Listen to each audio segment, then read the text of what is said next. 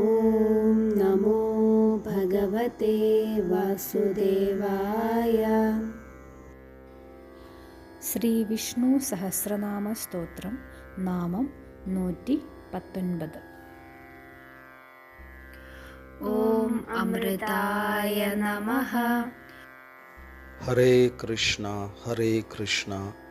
കൃഷ്ണ കൃഷ്ണ ഹരേ ഹരേ, ഹരേ രാമ രാമ രാമ ഹരേ ഹരേ.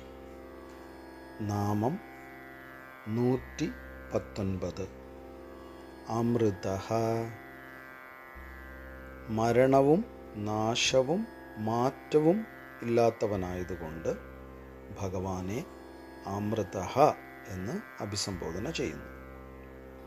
അമൃതഃ എന്ന പദം ധന്വന്തരിയുടെ പര്യായമാണ്.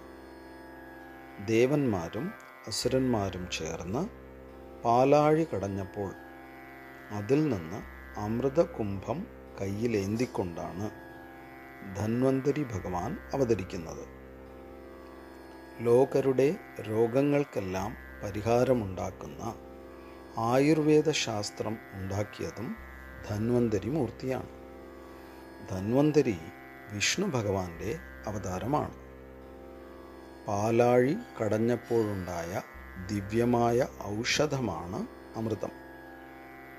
അമൃതം സേവിക്കുന്നവർക്ക് ജരാനരകളും മരണവും ഉണ്ടാവുകയില്ല. പ്രപഞ്ചത്തിലെ ദൈവീകവും ആസുരവുമായ എല്ലാ ശക്തികളും ഭഗവാൻ വിഷ്ണുവിൻ്റെ അധ്യക്ഷതയിൽ ഒന്നുചേർന്ന് നടത്തിയ പ്രവർത്തനമാണ് പാലാഴി മഥനം. അതിൽ നിന്നുണ്ടായ അമൃതം ഭഗവാന്റെ കാരുണ്യ സാരമാകയാൽ ഭഗവാനെ അമൃതഃ എന്ന് സ്തുതിക്കുന്നു. ഹരേ കൃഷ്ണ.